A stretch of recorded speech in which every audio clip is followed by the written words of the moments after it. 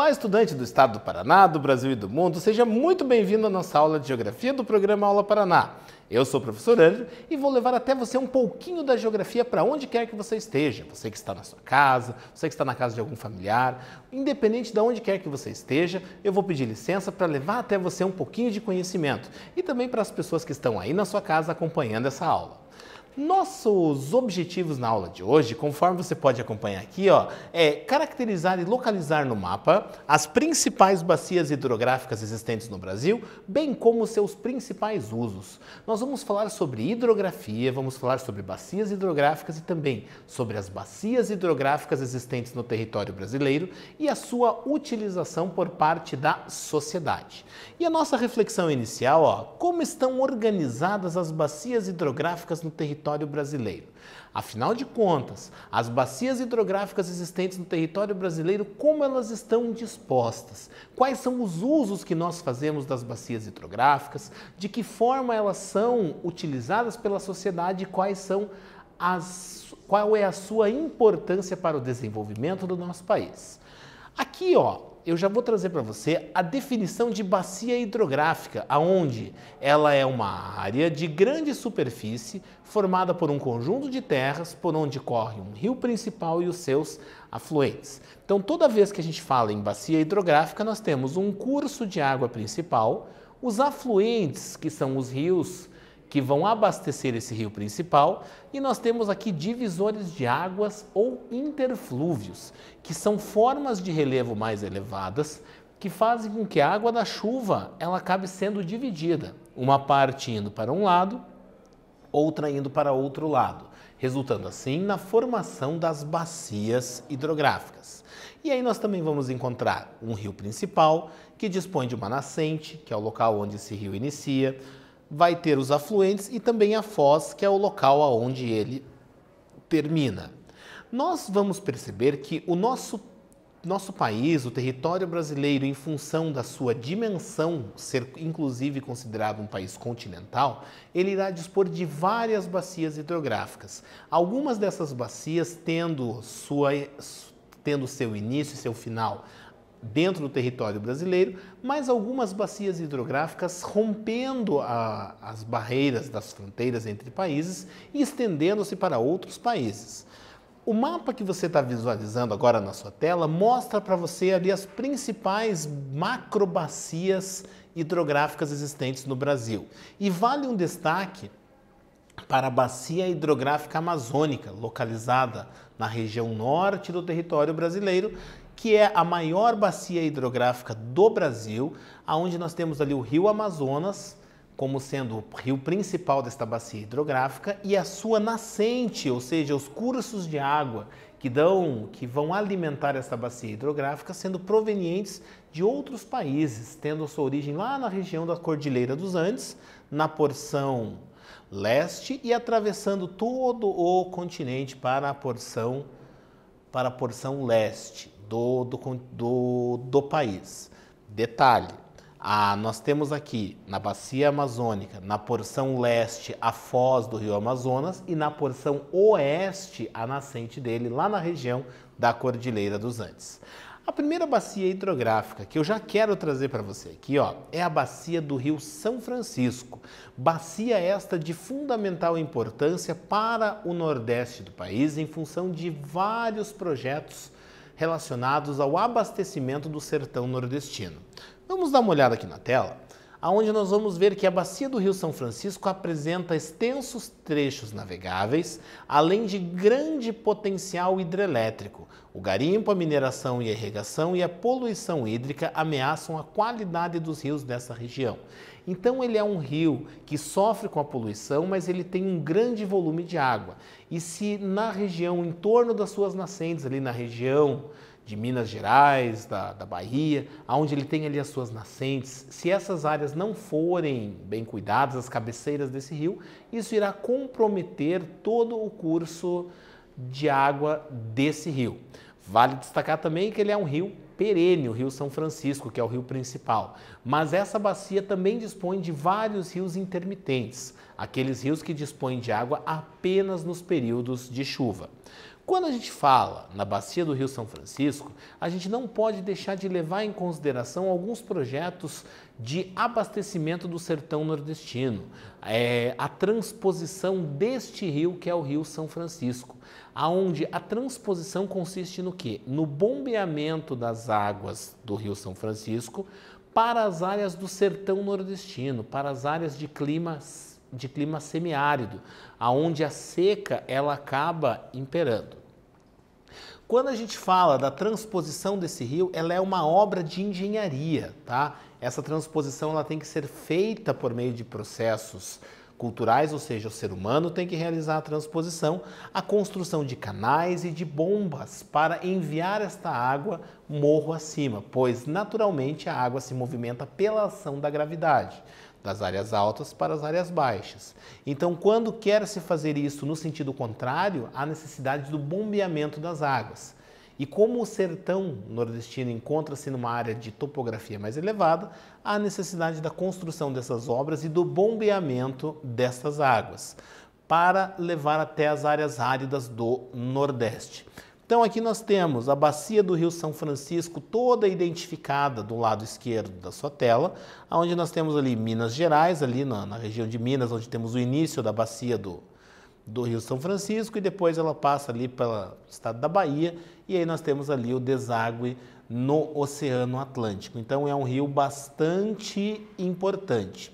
Essa imagem mostra para você aqui alguns rios e mostra alguns ali pontilhados. Se você olhar com bastante atenção, você vai perceber que alguns rios que ali estão indicados são pontilhados, pois esses pontilhados referem-se aos rios intermitentes, aqueles rios que apresentam água apenas durante os períodos de chuva.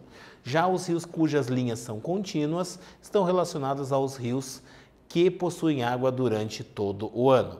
E ainda essa bacia possui uma área de 640 mil quilômetros quadrados e é considerado um importante meio de ligação entre o Nordeste e o Sudeste.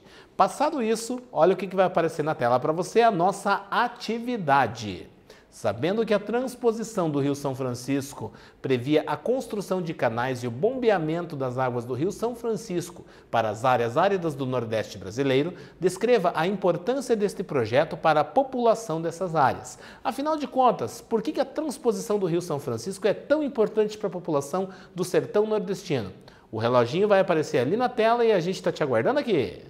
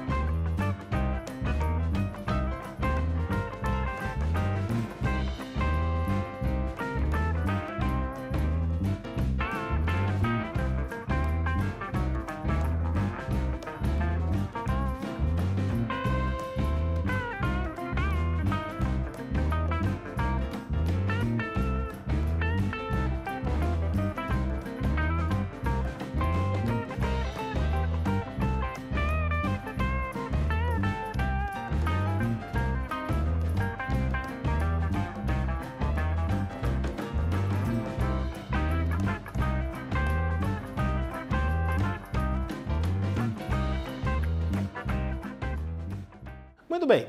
O que você colocou ali a respeito da transposição do Rio São Francisco e da importância para a população? Dá uma olhada aqui, ó.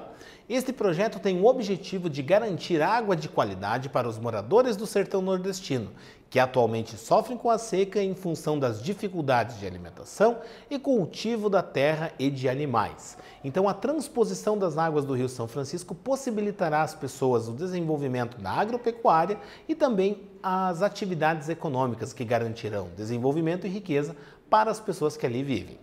Continuando a falar das bacias hidrográficas brasileiras, a próxima bacia hidrográfica que eu trago para você é essa aqui, ó, a Bacia Amazônica, que é considerada a maior bacia hidrográfica do planeta e é responsável por drenar uma área de aproximadamente 7 milhões de quilômetros quadrados da América do Sul.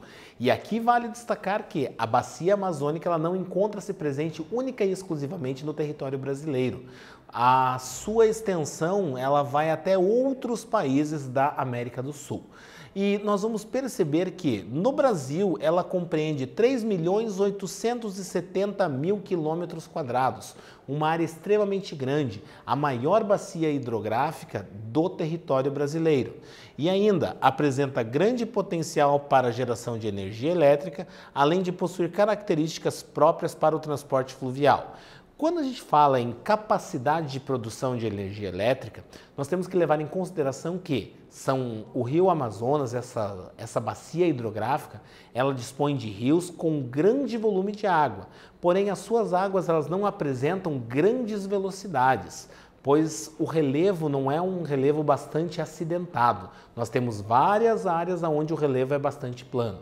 Então, para um efetivo potencial hidráulico, há necessidade de se construir grandes barragens e de se represar uma grande quantidade de água e também realizar algumas outras obras de engenharia para que se possibilite assim um efetivo potencial hidrelétrico, ou seja, produção de eletricidade em grande quantidade a fim de garantir o abastecimento de energia de regiões brasileiras. Quando a gente fala sobre outros usos, a navegabilidade ela é muito importante na bacia do Rio Amazonas, porque a navegabilidade ela foi responsável pelo surgimento do polo industrial de Manaus, aonde houve um incentivo por parte do governo brasileiro para que indústrias montadoras de eletroeletrônicos se estabelecessem em Manaus. E ali, como está às margens do Rio Amazonas, facilitando assim o escoamento dessa produção, além da chegada de matéria-prima. Então a gente percebe a grande importância do Rio Amazonas e da bacia amazônica. A próxima bacia que eu vou trazer para você, só antes, quero mostrar para você aqui, ó, aonde ela está passando em território brasileiro. Ó, o rio que dá origem ao Rio Amazonas, Rio Solimões, encontro com o Rio Negro, que forma assim o Rio Amazonas, Rio Madeira e outros tantos rios que são utilizados aqui, que apresentam grande importância para a economia, não só do Brasil, mas de todos os países ali limítrofes. Agora sim, a próxima bacia hidrográfica que eu trago para você é a bacia do Tocantins-Araguaia, que dispõe de quase 1 milhão de quilômetros quadrados, 967.059 quilômetros quadrados, e essa é a maior bacia hidrográfica exclusivamente brasileira. Quer dizer que esta bacia hidrográfica tem toda a sua extensão dentro do território brasileiro, e ela é a maior bacia hidrográfica 100% brasileira, cuja extensão encontra-se apenas em território brasileiro. Seu potencial energético é explorado, com destaque para a usina hidrelétrica de Tucuruí, no estado do Pará. Então, a exemplo de outras bacias hidrográficas, essa tem um grande potencial hidrelétrico. Então, temos ali várias usinas hidrelétricas instaladas que vão transformar a água, a força das águas dos rios, em eletricidade. A próxima bacia que eu trago é a bacia do Rio Paraná, a bacia hidrográfica do Paraná, bacia onde o nosso estado está estabelecido. E a bacia do Paraná está presente no Brasil, Argentina, Paraguai e Uruguai. Trata-se de uma grande bacia hidrográfica e esta bacia possui rios de planalto e encachoeirados, perfeitos para a instalação de hidrelétricas. É importante que você perceba que essas características dos rios da Bacia do Paraná fazem com que suas águas tenham bastante velocidade. E como suas águas têm bastante velocidade, elas acabam conseguindo produzir uma grande quantidade de eletricidade. Se a gente pensar na usina hidrelétrica de Itaipu, que é a maior usina hidrelétrica do Brasil, maior usina hidrelétrica do continente americano e estando entre as maiores usinas hidrelétricas do mundo, ela tem um grande potencial hidráulico. E o local onde ela foi instalado é onde antigamente havia um conjunto de cachoeiras chamado de Sete Quedas, que era a área onde as águas apresentavam a maior velocidade. E isso fez com que esta obra de engenharia fosse tão eficiente em relação ao local em que ela foi instalada. Então, instalou-se ela na região ali onde tinham as Sete Quedas e a velocidade das suas águas fez com que o tamanho do lago não precisasse ser tão grande e o declive natural do relevo foram fatores que fizeram com que essa usina fosse ali estabelecida. Então, as águas têm uma grande velocidade e uma grande capacidade de produção de eletricidade. Nessa outra tela, ó, eu já falo justamente para você sobre a usina de Itaipu. Só que não é a única usina que nós temos. Aqui a imagem que você vê do lado direito, nós temos o grande lago da usina de Itaipu, que serve para garantir que em períodos de estiagem, períodos sem chuva, a usina continue produzindo eletricidade. Nós temos aqui do outro lado onde a água está saindo, que é o vertedouro, que é a área que vai regular o nível de água no reservatório. Então, em períodos de chuva, estas comportas são abertas para liberar o excesso da água. E a exemplo da usina de Itaipu, nessa bacia do Paraná, o potencial hidrelétrico ele é bastante aproveitado por uma série de usinas, como por exemplo, Solteira, Capivari, Engenheiro Sérgio Mota, Água Velha, entre tantas outras usinas que estão espalhadas por toda a área desta bacia hidrográfica. E uma curiosidade, você já ouviu falar em eclusas? Já ouviu falar nesse conceito que está associado às transposições de barreiras, sejam elas naturais ou barreiras culturais, aquelas construídas pelo ser humano? Dá uma olhada aqui, ó. Quando você fala em eclusa, ela atua como um verdadeiro elevador aquático, auxiliando os navios a transpor rios ou canais onde existe desnível no terreno. E esse desnível pode ser provocado ou pela construção da barragem, um elemento cultural da paisagem, ou ainda por elementos naturais, quedas da água e outros tantos. No Brasil existem cerca de 18 eclusas e a com maior queda, a do Tucuruí, atinge 35 metros, ou seja, 35 metros de desnível. E é para isso que eu mostro para você, ó, como funciona uma eclusa. Quero que você olhe para essa imagem que está aparecendo na sua tela e você observe ali a jusante, aonde o barco está chegando, ó. A embarcação ela se aproxima e ao se aproximar essa embarcação, a comporta abre e essa embarcação ela entra num espaço onde ela fica confinada. A comporta é fechada, as válvulas são abertas e aí o navio ele acaba sendo erguido, a embarcação é erguida por meio do bombeamento da água. E isso faz com que ele acabe subindo e conseguindo transpor uma diferença no relevo, chegando ali a montante, saindo dessa eclusa. Então ele acaba saindo e acaba podendo ir embora. E a mesma coisa na descida. Quando essa embarcação chega, ela entra nessa área mais elevada, a comporta é fechada, a água é bombeada, então ela vai sair, a jusante, a embarcação vai descer, a comporta vai se abrir e a embarcação pode sair, funcionando assim a eclusa como um elevador para os navios. E agora que a gente já sabe como funciona uma eclusa, olha na tela a nossa atividade. As bacias hidrográficas são de fundamental importância para a existência da vida na superfície terrestre, além de alimentos, também nos auxiliam nas questões econômicas como geração de energia hidrelétrica. O que pode acontecer quando vivemos longos períodos de seca? O que vai acontecer com essas bacias hidrográficas durante os períodos que não tem chuva? O tempo vai aparecer na tela e a gente está esperando você.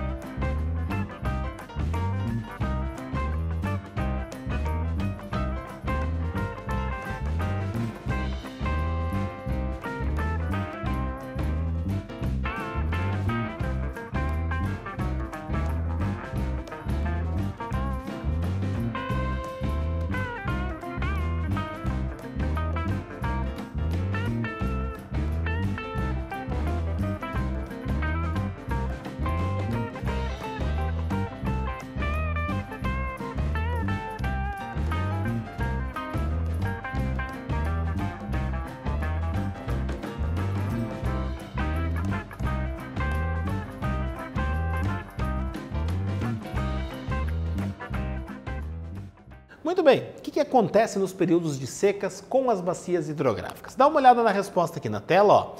Se esse reservatório estiver muito abaixo do considerado normal, a produção de energia fica comprometida, pois prejudica o trabalho das turbinas, além de encarecer o custo da produção de eletricidade, pois são necessárias outras fontes para garantir a disponibilidade de energia ao país. Então, quando a gente fala em períodos de estiagem, em bacias hidrográficas onde o potencial elétrico ele é bastante utilizado, o que a gente vai perceber? Que são necessárias outras formas de produção de energia para garantir o abastecimento de eletricidade do país. E quando a gente fala na navegação, a gente percebe a redução do nível dos rios, fazendo com que esses barcos venham a atracar, venham a encalhar, não sendo assim possível a navegação. O que a gente falou na nossa aula de hoje? Falamos sobre a hidrografia, falamos sobre bacias hidrográficas e também caracterizamos as bacias hidrográficas brasileiras e os usos que podem ser feitos dessas bacias hidrográficas. Quero agradecer a você pelo seu envolvimento, pela sua participação na nossa aula. Um forte abraço e estou esperando você na próxima. Até!